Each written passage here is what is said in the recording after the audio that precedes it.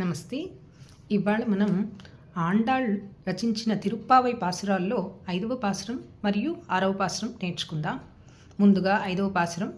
மாயனை மண்ணு படமதுரை மைந்தனை தூய பெருநீர் யமுனை துறைவனை ஆயர் குலத்தினில் தோன்றும் மணி விளக்கை தாயை குடல் விளக்கம் செய்த தாமோதரனை தூயோமாய் வந்து நாம் தூமலர் தூவித் தொழுது வாயினால் பாடி மனத்தினால் சிந்திக்க போய பிழையும் புகுதருவா நின்றனவும் தீயினில் துசாகும் செப்பேலோர் எம்பாவாய்.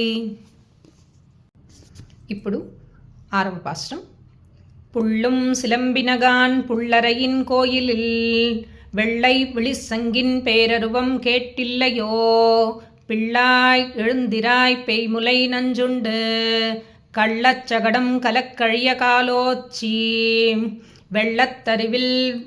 வெள்ளத்தருவில் துயிலமர்ந்த வித்தினை உள்ளத்து கொண்டு முனிவர்களும் யோகிகளும் மெல்ல எழுந்து அரியன்ற பேரருவம் உள்ளம் புகிர்ந்து குளிர்ந்தேலோரெம்பாவாய். ஆண்டாள் திருவடிகளே சரணம்.